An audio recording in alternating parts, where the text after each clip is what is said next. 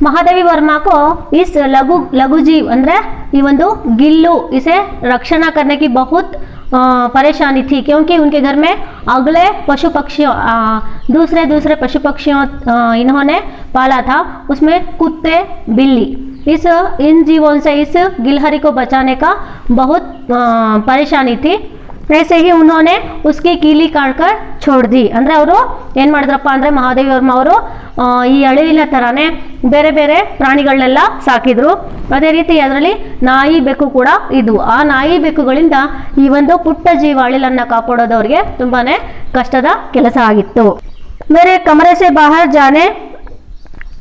से बाहर जाने पर वह भी खिड़की की खुली जाली की राह बाहर चला जाता और दिन भर ಗಿಲಹರಿयों के झुंड के ನೇತಾ ಬನ। ಅಂದ್ರೆ ಇದು ಗಿಲಹರಿ ಏನು ಮಾಡ್ತಪ್ಪ ಅಂತಂದ್ರೆ ಆ ಒಂದು ಅದು ಕೂಡಾಡೋದಕ್ಕೆ ಅವಕಾಶ ಕಿಟಕಿಯಿಂದ ಅವಕಾಶ ಮಾಡಿಕೊಟ್ಟಾಗ ಏನಾಗ್ತಿತ್ತು, ಅದು ಹೋಗಿ ಮತ್ತೆ ಸಾಯಂಕಾಲ ಅದು ಬರ್ತಾ ಇತ್ತು। ಅಂದ್ರೆ ಹೊರಗಡೆ ಹೇಗಿರುತ್ತಪ್ಪ ಅಂತಂದ್ರೆ ಇಡೀ ಒಂದು ಅಳಿಲಿನ ಒಂದು ತಂಡಕ್ಕೆ ಮುಖಂಡನಾಗಿ ಅದು ಕಾಣಿಸ್ತಾ ಇತ್ತು, ಯಾವುದು ಗಿಲ್ಲು। ಹರ್ ಡಾಲ್ ಪರ್ ಉಛಲ್ತಾ ಕೂತಾ, ಪ್ರತಿಯೊಂದು ರೆಂಬೆ ಕೊಂಬೆಯ ಮೇಲೆ ಅದೇನ್ ಮಾಡ್ತಿತ್ತು, ನಗಿತಾ ಇತ್ತು, ಮತ್ತೆ ಅದೇ ರೀತಿ ಕುಣಿದು ಕುಪ್ಪಳಿಸ್ತಾ ಇತ್ತು। 4 बजे वह खिड़की से भीतर आकर अपने झूले में झूलने लगता। ಮತ್ತೆ ಸಂಜೆ 4 ಗಂಟೆ ಆದ ತಕ್ಷಣ ಅದೇನ್ ಮಾಡ್ತಿತ್ತು, ಅದರ ಒಂದು ಜಾಗದಿಂದ ಅದೇನ್ ಮಾಡ್ತಾ ಇತ್ತು, ಕಿಟಕಿಯಿಂದ ಬಂದ್ಬಿಟ್ಟು ಆ ಒಂದು ಅದಕ್ಕೆ ಅವರ ಒಂದು ಅಳಿಲಿಗೆ ಉಳ್ಕೊಳ್ಳೋದಕ್ಕೆ ವ್ಯವಸ್ಥೆ ಮಾಡಿದ್ದಂತಹ ಒಂದು ಜಾಗದಲ್ಲಿ ಅದು ಕೂತ್ಕೊಂಡು ಉಯ್ಯಾಲೆ ರೀತಿ ತೂಗ್ತಾ ಇತ್ತು। मुझे चौंकाने की इच्छा उसमें ना जाने कब और कैसे उत्पन्न हो गई थी। कभी फूलदान के फूलों में छिप जाता, कभी पर्दे की चुन्नट में भी, और कभी सोनू जूही की पत्तियों में। ಅಂದ್ರೆ ಈ ಒಂದು ಲೇಖಕರು ಬರೆಯೋದಕ್ಕೆ ಕೂತ್ಕೊಂಡಾಗ ಅದೇನು ಮಾಡ್ತಾ ಇತ್ತಪ್ಪ ಅಂದರೆ ಅವರ ಗಮನವನ್ನು ಸೆಳೆಯೋದಕ್ಕೆ ಅದು ತುಂಬಾನೇ ಅದಕ್ಕೆ ಯಾವಾಗ ಇಚ್ಛೆ ಉಂಟಾಗ್ತಿತ್ತೋ ಗೊತ್ತಿಲ್ಲ, ಆಗ ಅದೇನು ಮಾಡ್ತಿತ್ತಪ್ಪ ಅಂದರೆ ತನ್ನ ಗಮನವನ್ನು ಅದರತ್ತ ಸೆಳೆಯೋದಕ್ಕೆ ಅದು ಫೂಲ್ದಾನ್ ಅಂತಂದ್ರೆ ಹೂದಾನಿ, ಅಂದ್ರೆ ಪಾಟ್ ಇರುತ್ತಲ್ವಾ, ಅಂದ್ರೆ ಹೂದಾನಿ, ಮನೆಯಲ್ಲಿ ಅಲಂಕಾರಕ್ಕೆ ಇಟ್ಟಿರುವಂತಹ ಒಂದು ಹೂದಾನಿಗಳ ಎಲೆಗಳಲ್ಲಿ ಅದು ಬಚ್ಚಿಟ್ಕೊಳ್ತಾ ಇತ್ತು। ಹಾಗೇನೆ ಕವಿ ಪರ್ದೆಕಿ ಚುನ್ನಟ್, ಪರ್ದಾ ಅಂತಂದ್ರೆ ಸ್ಕ್ರೀನ್, ಪರ್ದಾ ಅಂದ್ರೆ ಸ್ಕ್ರೀನ್,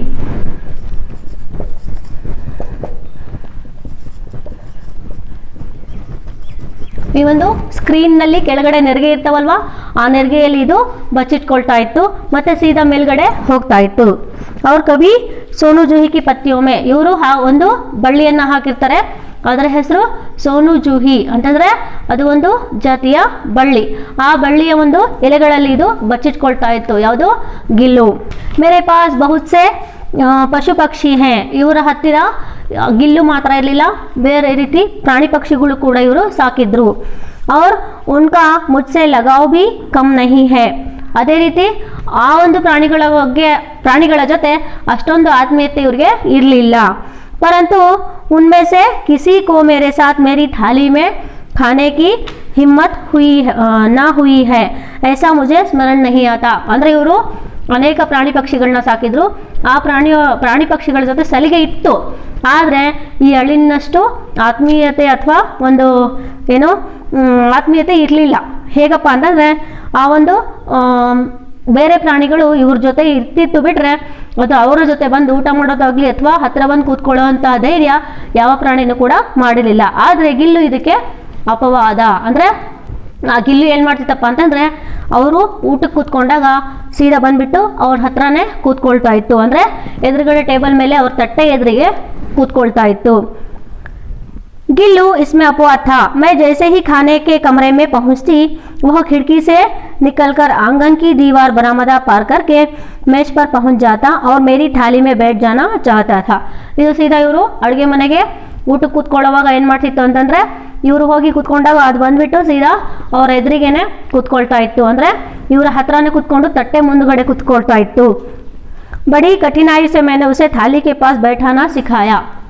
ನಾನು ತುಂಬ ಕಷ್ಟಪಟ್ಟು ಅದನ್ನ ನನ್ನ ತಟ್ಟೆಯ ಹತ್ತಿರ ಬಂದು ಕೂತ್ಕೊಳ್ಳೋದನ್ನ ನಾನು ಕಲಿಸಿದ್ದೀನಿ ಅಂತ ಇಲ್ಲಿ ಮಹಾದೇವಿ ವರ್ಮ ಅವರು ಹೇಳ್ತಿದ್ದಾರೆ। ಯಾವುದನ್ನ? ಗಿಲ್ಲುನ।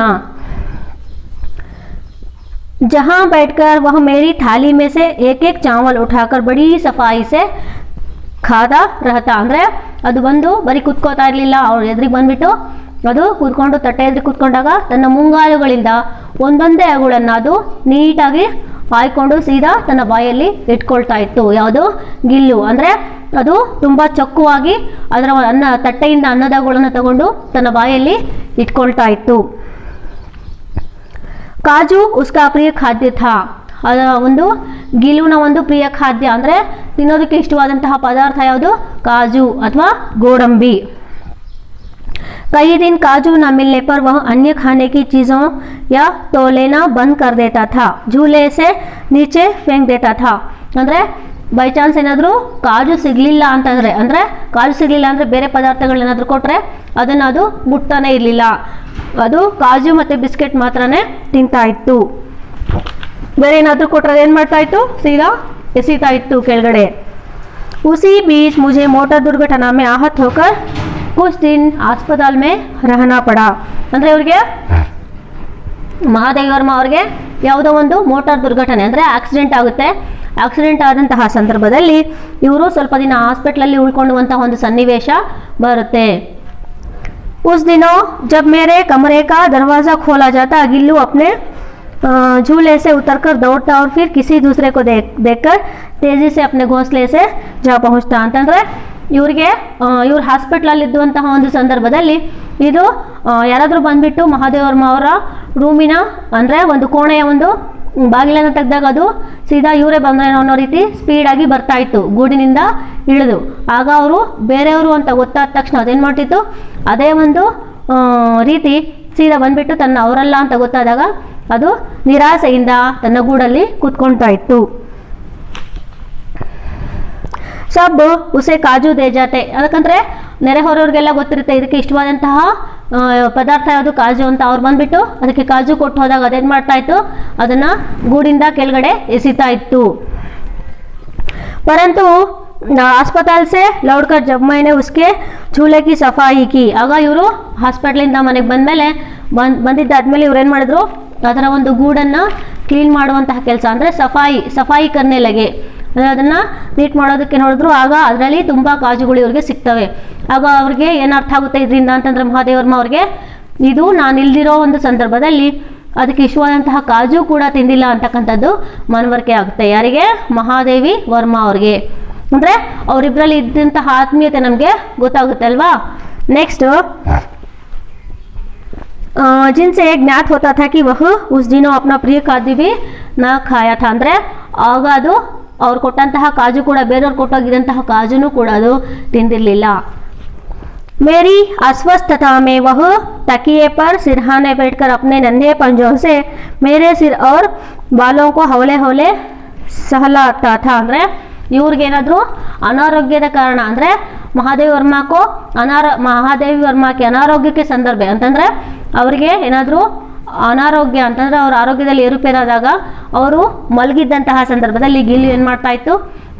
ಅವರ ತಲೆ ಹತ್ತಿರ ಕೂತ್ಕೊಂಡ್ಬಿಟ್ಟು ತಲೆ ದಿಂಬಿನ ಮೇಲೆ ಕೂತ್ಕೊಂಡು ಅವರ ಒಂದು ಕೂದಲುಗಳನ್ನು ನನ್ಹೆ ಪಂಜೆ ಅಂತಂದರೆ ಅದಕ್ಕಿದ್ದಂತಹ ಮುಂಗಾಲುಗಳು ಅಂದರೆ ತುಂಬ ಪುಟ್ಟ ಕಾಲುಗಳಿಂದ ಅದೇನು ಮಾಡ್ತಾ ಇತ್ತು ಅಂತಂದರೆ ಮುಂಗಾಲುಗಳಿಂದ ಅವರ ತಲೆ ಕೂದಲನ್ನು ನಿಧಾನವಾಗಿ ಈ ರೀತಿ ಸವರ್ತಾ ಇತ್ತು. ಯಾವುದು?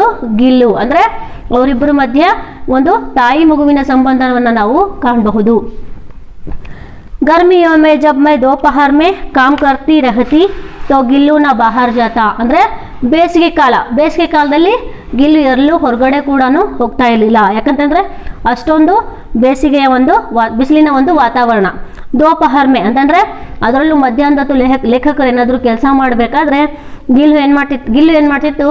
ಎಲ್ಲೂ ಹೊರಗಡೆ ಹೋಗ್ತಿರಲಿಲ್ಲ. ಅವ್ರು ಎಲ್ಲಿ ಇರ್ತಿದ್ದೋ ಅಲ್ಲಿ ಅದೂ ಇರ್ತಾ ಇತ್ತು. अपने झूले में बैठा ಅಥವಾ ಅದರ ಒಂದು ಉಯ್ಯಾಲೆಯಲ್ಲಿ ಸುಮ್ಮನೆ ಕೂತ್ಕೋತಾ ಇತ್ತು. ವಹು ಮೇರೆ ಪಾಸ್ ರಖಿ ಸುರಾಹಿ ಪರ್ ಅಂತಂದರೆ ಸುರಾಹಿ ಅಂತಂದರೆ ಈ ಒಂದು ನೀರಿಡುವಂತಹ ಒಂದು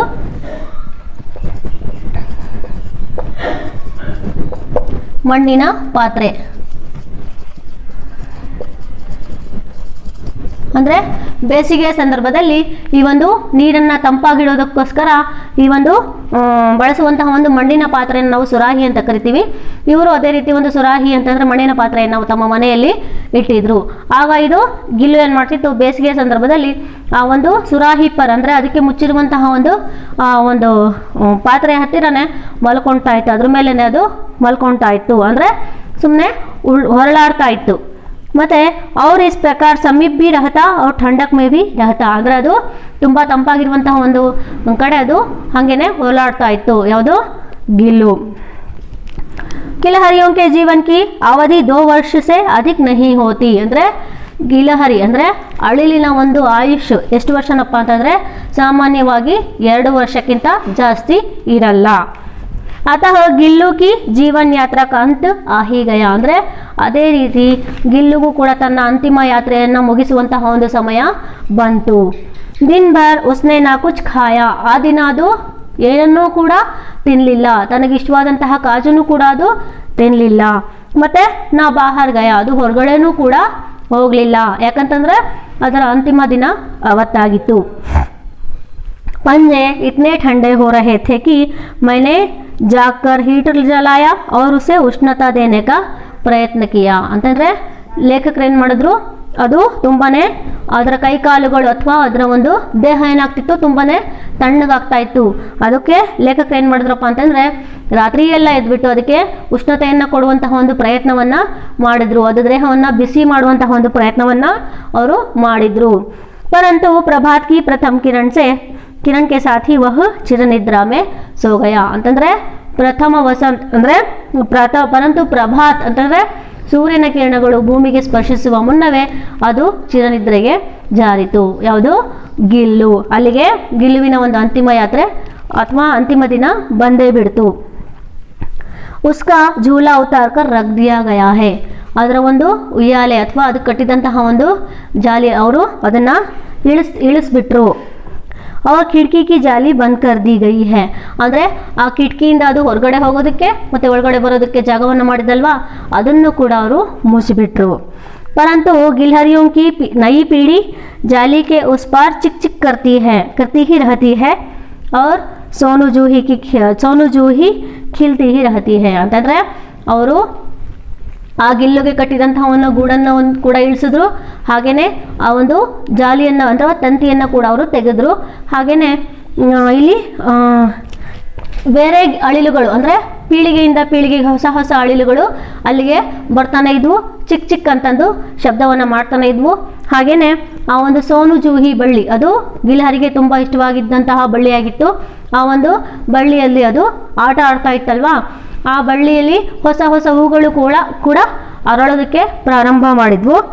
ಸೋನು ಜೂಹಿ ಕಿ ಲತಾ ಕೆ ನೀಚೆ ಗಿಲ್ಲು ಕಿ ಸಮಾಧಿ ಹೇ, ಅದಕ್ಕೆ ಇಷ್ಟವಾದಂತಹ ಒಂದು ಆ ಬಳ್ಳಿಯ ಕೆಳಗಡೆನೆ ಸೋನು ಜೂಹಿ ಗಿಲಹರಿಯ ಒಂದು ಸಮಾಧಿಯನ್ನು ಕೂಡ ಲೇಖಕರು ಮಾಡಿದ್ರು. ಅಂದರೆ ಅದು ಎಲ್ಲಿ ಆಡ್ತಾ ಇತ್ತೋ ಅದರ ಕೆಳಗಡೆನೆ ಒಂದು ಪುಟ್ಟ ಸಮಾಧಿಯನ್ನು ಕೂಡ ಲೇಖಕರು ಕಟ್ಟಿಸಿದ್ರು. ಹಾಗೇನೆ ಇಸ್ಲಿಯೇ ಬಿ ಕಿ ಉಸೆ ವಹ ಲತಾ ಸಬ್ಸೆ ಅಧಿಕ ಪ್ರೀತಿ, ಯಾಕಪ್ಪ ಅಂತಂದ್ರೆ ಆ ಅಳಿಲಿಗೆ ಆ ಒಂದು ಬಳ್ಳಿ ತುಂಬಾನೇ ಇಷ್ಟವಾಗಿತ್ತು. ಹಾಗೇನೆ इसलिए भी कि उस लघुगात का किसी वासंती दिन जूही के पीताप छोटे फूल के रूप में खिल जाने का विश्वास मुझे संतोष देता है. ಅಂತಂದ್ರೆ ಅದಕ್ಕೆ ಇಷ್ಟವಾದಂತಹ ಒಂದು ಬಳ್ಳಿ ಯಾವುದು? ಸೋನು ಜೂಹಿ ಲತಾ. ಅಂತಂದ್ರೆ ಆ ಒಂದು ಬಳ್ಳಿಯ ಕೆಳಗೆ ಅದರ ಒಂದು ಲಘುಗಾತ್ ಅಂತಂದ್ರೆ ಅದರ ಪುಟ್ಟ ದೇಹವನ್ನು ಅವರು ಸಮಾಧಿ ಮಾಡಿದ್ರು. ಆ ಸಮಾಧಿಯನ್ನ ಅವರು ದಿನ ನೋಡ್ತಾ ಇದ್ರು. ಹಾಗೇನೆ ಆ ಒಂದು ವಾಸಂತಿ ದಿನ ಅಂತಂದ್ರೆ ಆ ಬಳ್ಳಿಯಲ್ಲಿ ಹೂಗಳು ಅರಳುವಂತಹ ಒಂದು ಸಮಯದಲ್ಲಿ ಹೂವಿನ ರೂಪದಲ್ಲಿ ಅಳಿಲು ಕೂಡ ಅಂದ್ರೆ ಹೂವಿನ ರೂಪ ತಗೊಂಡು ದಿನ ಹುಟ್ಟಬಹುದು ಅನ್ನೋ ಒಂದು ನಂಬಿಕೆ ಲೇಖಕರದ್ದಾಗಿತ್ತು. ಈ ರೀತಿ ನಮ್ಮ ಮಹಾದೇವಿ ವರ್ಮ ಅವರು ತಮ್ಮ ಪ್ರಾಣಿಗಳ ಬಗ್ಗೆ ಇದ್ದಂತಹ ಒಂದು ಪ್ರಾಣಿಗಳು ಭಾವನಾಜೀವಿ, ಪ್ರಾಣಿಗಳಿಗೂ ಕೂಡ ಭಾವನೆಗಳಿದ್ದಾವೆ. ಹಾಗೇನೆ ಅವ್ರು ಯಾವ ರೀತಿ ಕಳೆದ್ರು ಅಂತಕ್ಕಂಥ ಒಂದು ತಮ್ಮ ಅನುಭವವನ್ನು ಈ ಒಂದು ಗಿಲ್ಲು ಪಾಠದಲ್ಲಿ ತುಂಬ ಹೃದಯ ಸ್ಪರ್ಶಿಸುವ ರೀತಿ ಬರೆದಿದ್ದಾರೆ. प्रिय विद्यार्थियों, इस पाठ में हम कुछ अति मुख्य प्रश्नों के बारे में कुछ जान सकते हैं. इस पाठ में 2-3 वाक्य में लेखिका को गिलहरी किस स्थिति में दिखाई पड़ी ಅಂತಂದ್ರೆ ಇಲ್ಲಿ ಲೇಖಕರಿಗೆ ಗಿಲಹರಿ ಯಾವ ಸ್ಥಿತಿಯಲ್ಲಿ ಕಂಡಿತು ಇದನ್ನ ಓದ್ಕೊಳ್ಳಿ. ಹಾಗೇನೆ ಲೇಖಿಕಾ ने गिल्लू के प्राण कैसे बचाए ಅಂದ್ರೆ ಲೇಖಕರು ಆ ಒಂದು ಗಿಲ್ಲುವಿನ ಪ್ರಾಣವನ್ನ ಹೇಗೆ ಉಳಿಸಿದ್ರು ಇದನ್ನ ನೀವು ವಿವರವಾಗಿ ಓದ್ಕೊಳ್ಳಿ. ಹಾಗೇನೆ ಇಲ್ಲಿ ವರ್ಮಾ ಜಿ ಕೋ ಚೌಕಾನೆ ಕೆ ಗಿಲ್ಲು ಕಹಾ ಕಹಾ ಚಿಪ್ ಜಾತಾ ಥಾ ಅಂತಂದ್ರೆ ಇಲ್ಲಿ ವರ್ಮಾ ಅವರನ್ನ ಸೆಳೆಯೋದಕ್ಕಾಗಿ ಗಿಲ್ಹರಿ ಯಾವ ರೀತಿ ಒಂದು ಎಲ್ಲೆಲ್ಲಿ ಬಚ್ಚಿಟ್ಕೊಳ್ತಾ ಇತ್ತು ಈ ಸನ್ನಿವೇಶವನ್ನ ನೀವು ಬರಿಬೇಕಾಗುತ್ತೆ. ಹಾಗೇನೆ ಲೇಖಿಕಾನೆ ಗೈರ್ಹಾಜರಿ ಕೆ ದಿನ ಕೈಸೆ ಬಿತಾಯ್ ಅಂದ್ರೆ ಲೇಖಕರಿಗೆ ಮೋಟಾರ್ ದುರ್ಘಟನೆ ಆದಾಗ ಅದು ಯಾವ ರೀತಿ ತನ್ನ ಸಮಯವನ್ನು ಕಳಿತು ಅಂತಕ್ಕಂಥ ಒಂದು ಪ್ರಶ್ನೆ ತುಂಬ ಮುಖ್ಯವಾಗಿರುವಂತಹ ಒಂದು ಪ್ರಶ್ನೆ ಆಗಿದೆ. ಹಾಗೇನೆ ಗಿಲ್ಲುಗೆ ಕಾರ್ಯಕಲಾಪ ಅಂತಂದ್ರೆ ಆ ಒಂದು ಗಿಲ್ಲುವಿನ ಕಾರ್ಯಕಲಾಪ ಅಂದ್ರೆ ಅದು ಯಾವ ರೀತಿ ಕಾರ್ಯಕಲಾಪವನ್ನು ಮಾಡ್ತಾ ಇತ್ತು ಅಂತಕ್ಕಂಥದ್ದನ್ನ ವಿಸ್ತಾರವಾಗಿ ನೀವು ಓದ್ಕೊಳ್ಳಿ. ಹಾಗೇನೆ ಗಿಲ್ಲುಗೆ ಅಂತಿಮ ದಿನಾಂಕ ವರ್ಣನ್ ಕೀಜಿ ಅಂದ್ರೆ ಗಿಲ್ಲುವಿನ ಒಂದು ಅಂತಿಮ ದಿನದ ವರ್ಣನೆ ಅದು ಯಾವ ರೀತಿ ಆ ಸನ್ನಿವೇಶದಲ್ಲಿ ಅದು ಎಲ್ಲೂ ಹೋಗಲಿಲ್ಲ, ಏನನ್ನೂ ಕೂಡ ತಿನ್ನಲಿಲ್ಲ, ಆ ಒಂದು ಸನ್ನಿವೇಶವನ್ನು ನೀವು ಬರಿಬೇಕಾಗುತ್ತೆ. ಇಷ್ಟು. ಹಾಗೆಯೇ ನಾನು ಈ ಒಂದು ಪಾಠವನ್ನು ಮಾಡಬೇಕಾದ್ರೆ ಮಕ್ಕಳ ನೀವೆಲ್ಲರೂ ಕೂಡ ಈ ಒಂದು ವಿಡಿಯೋ ನೋಡ್ತಾ ನಿಮ್ಮ ಬುಕ್ಕನ್ನು ತೆಗೆದುಬಿಟ್ಟು ಪ್ರತಿಯೊಂದು ಸಾಲನ್ನು ನೀಟಾಗಿ ಓದ್ಕೊಂಡು ಅರ್ಥ ಮಾಡ್ಕೊಳ್ಳುವಂತಹ ಪ್ರಯತ್ನ ಪಡ್ತೀನಿ ಅಂತ ನಾನು ಅಂದ್ಕೊಂಡಿದ್ದೀನಿ. ಧನ್ಯವಾದ.